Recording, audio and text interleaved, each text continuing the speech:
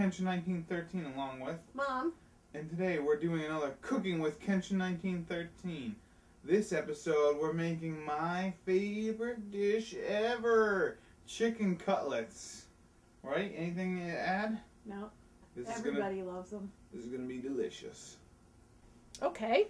First thing you need is chicken. Chicken. I happen to have some breast, and I've done already filleted some to make cutlets. Mm-hmm. Now we're going to show you how to cut the chicken into cutlets, but you could purchase chicken cutlets at the store. Correct. You can just get them all cut up by your butcher already. Yeah. We just happen to, when we have boneless chicken breasts on sale, we end up purchasing and cutting ourselves. Yeah. Oh, wait, don't start cutting yet. What else do we need? We need breadcrumbs. We need breadcrumbs. We use seasoned breadcrumbs. Seasoned, correct, but not with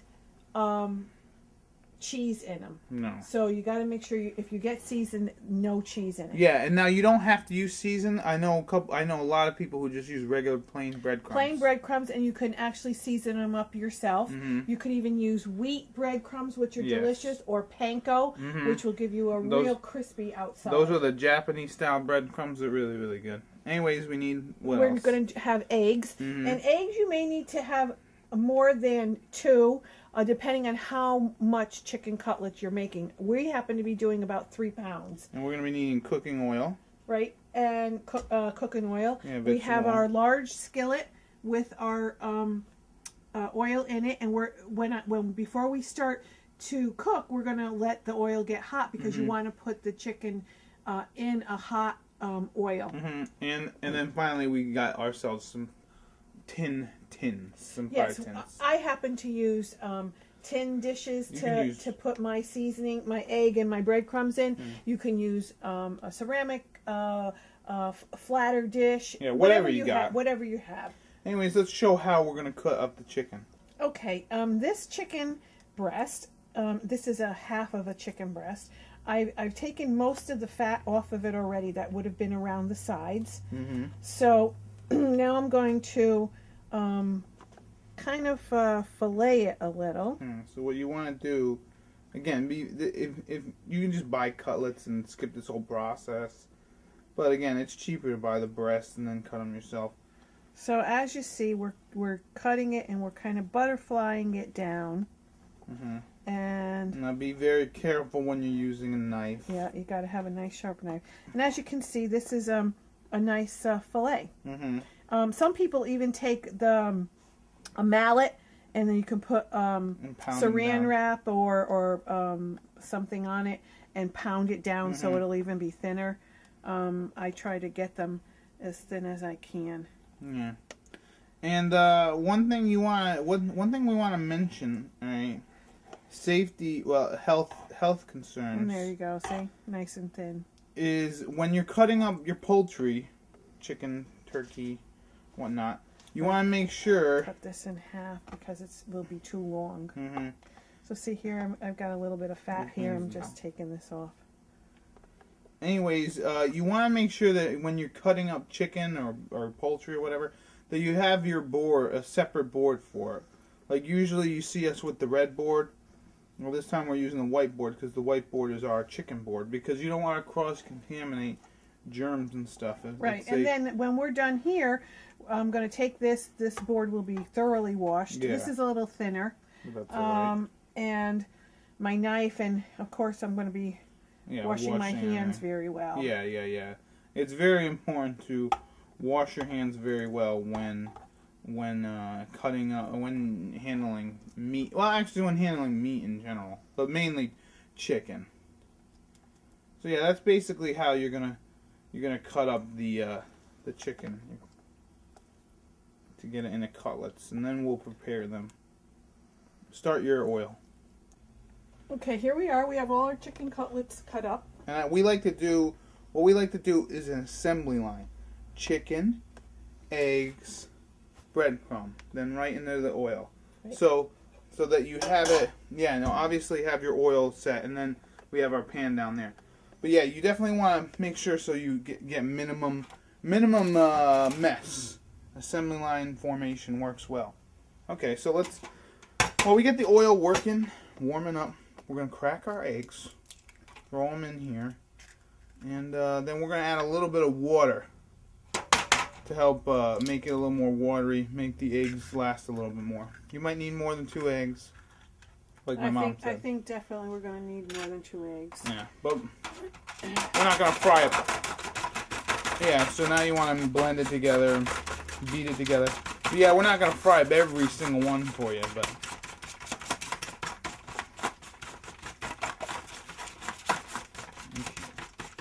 Okay, and you can add, I add just a tiny bit of water. Yeah, you can add milk if you wanted to, or buttermilk, but that leads to the fried chicken market, and that's not exactly what we're doing, but it's kind of like what we're doing. So, what do we want to do? Dredge it in... We want to dredge the chicken in egg, wash, and then we want to... Excuse me. We want to... Then we're going to dip it in, yeah, make sure you get both sides. And then you want to dip it in the breadcrumb and then put it in the oil. Anyways, it's kind of pretty self-explanatory from here. And what I usually do is I try to get a smaller one as my test chicken. To see if the oil is hot enough. Yeah, to see if the oil is hot enough. So anyways, the reason why I love chicken cutlets so much, they're my favorite meal of all time, food of all time, is the reason... Now actually, before I start, is that ready? No, it needs to get a little more hot.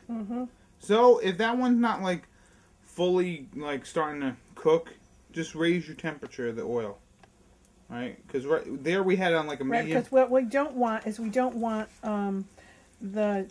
meat to like just sit in the oil and get soggy. Yeah. What you're looking for is it to cook and for everything to get crispy. So we from a medium heat there that we had going for a few minutes, we turned into I think high. Medium high. So anyways, back to the story as we continue making some chicken cutlets. The reason why it's my favorite meal of all time is because back in the day, my uncle used to own a store. A grocery store. Neighborhood grocery store. Yeah, before the big box grocery stores came in and kind of ran them out of business. But it used to be called a Puzo's Market. Now, at my uncle's grocery store, he had a deli, and he had, groceries, frozen foods, all the things that you would imagine at like a mom and pop kind of grocery store. And one of the things that they used to do over there was make fresh chicken cutlets. And he would make a bunch of chicken cutlets, and then he would, make subs with them, or whatever. You can order chicken cutlets for dinner if you wanted, and then he'll make them for you, whatever. It was pretty awesome. Now, the great thing was, is that I loved, I had them, and I had them in a chicken cutlet sub that my uncle made, and I always used to get, like, some cheese on that, and it was so delicious.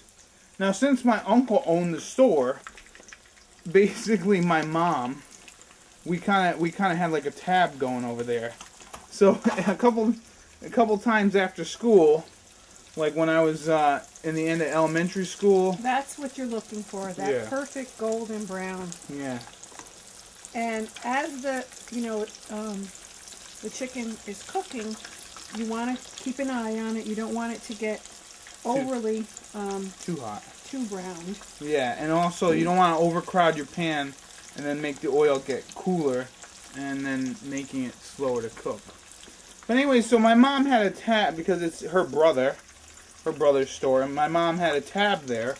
So occasionally after school, I would just go over there to my uncle's store, which I did work at for a little while, and I would be like, "Hey Eddie, can I get a chicken cutlet sub?" And then like, okay. He'd make this chicken cutlet sub with cheese, and then I'd be like, "Oh, just put it on my mom's thing." And my uncle had like this huge list of people who owed him money from the store, and it was pretty awesome. But every month my mom would go in there and be like, "How much is on my thing this month?" And he'd be this week. Yeah. We would pay it off weekly. Yeah. And it was really cool. So that was like one of my first tastes of chicken cutlets, and ever since then I've friggin' loved them. And actually, I've been on a journey. On a sub that you had. Yeah. I used to make them in the house. Yeah. But it was on a sub, and it was so good because he would make them like this, and then he would put them in like a sandwich, and it was just so awesome. Because as you can see, they're nice and crispy on each side. Because sometimes when you go and get yourself a chicken cutlet sub or whatever at like maybe like at a deli or something, sometimes they'll already have like pre-made chicken cutlets done. Like sometimes people actually don't take the time and make chicken cutlets from scratch. They just kind of like buy the big package and warm them up for you, which kind of sucks. When my uncle's store closed, I was actually on a quest. I'm putting that in air quotes, but I can't because I'm holding the camera. But I was on a quest to find the perfect chicken cutlet sub. And actually, there have been quite a few places that have actually had chicken cutlets the same way my uncle and my mom make them, and then put them in a sub. But actually, I'm still kind of looking for a place close to my house that actually does a really good chicken cutlet sub. But yeah, that's actually my story of why I love chicken cutlets, because I could readily get them at my uncle's store, like so whenever the hell I wanted. As you can see, then I kind of when I'm taking them out, kind of let the excess oil go out, and I put them on a plate with a little bit of paper towel under there to collect the drippings. Yeah. And these are great leftover. They're great. Yeah. You can warm them up. Oh, yeah. We love them cold. Oh, yeah. Put them on a salad. Mm-hmm. Well, maybe not the salad cake, but yeah. You could also, another thing you could do with these, if you really wanted to, this is a great way to start if you wanted to make chicken parmesan. Yes, that you would have your crispy chicken cutlets all done, and then you would layer them with sauce and mozzarella, and then bake it in the oven for a little bit till that mozzarella is melted. That's delicious. That is an entirely different episode, right? Yeah, we'll do that one as well someday. Yeah. So you know what? We're just gonna continue on with frying the chicken cutlets. A couple of reminders that you need to know is if you're running out, if you've noticed the oil is getting kind of low, add a little extra oil. Okay. Let it get warm, though, before you add your cutlets in again. Also, if you need more breadcrumbs, add a little bit at a time because if you don't want to waste the breadcrumbs. And at the very end, we'll show you what to do if you have excess breadcrumbs and egg. Again, add more eggs if you need it, and so on. And yeah, just continue to add a little bit at a time if you need more stuff. So we'll be back at the very end when we show you the final cutlet that we're gonna make. Yum. Alright, we're at the end of all of the chicken cutlets. We have cooked all 3 pounds. Whoops. Sorry about the shaky camera there. And yeah, if some of them are thicker, you're gonna want to let them cook a little longer. And we made about, like I said, or like my mom said, we made about 3 pounds of chicken cutlets over there. Look at them. Don't they look awesome? I can't wait to eat them. Now you can. This is actually chicken cutlet dinner. I might have been ranting. I might have been going on and on about chicken cutlet subs, but actually chicken cutlets. So Ma, what are we doing here with the leftover breadcrumb and eggs? This is something that my grandmother would always do if you had a little extra. You take some of your breadcrumbs.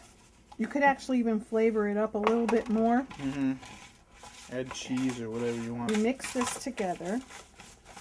So as you can see, it comes together almost like a, I don't know, a thicker mixture. Yeah. And then this here goes into your frying pan. You kind of make it like a patty. Yeah. Yeah, so we use all the eggs and all the breadcrumbs. Sorry. That's alright. And you just let this cook. Now this shouldn't take too long. Because again, all it is really eggs and breadcrumb. All you have to do is... And there is something I was watching many years ago. A chef on television, happened to be an Italian cooking a little series, and they made these here for an actual like side dish, and I for the life of me cannot remember what it's actually called. Yeah, if we can remember what it's called, I'll throw it in like annotations or something. But these are actually great with like a fresh salad or a tomato salad, and this is kind of your little piece of bread on the side.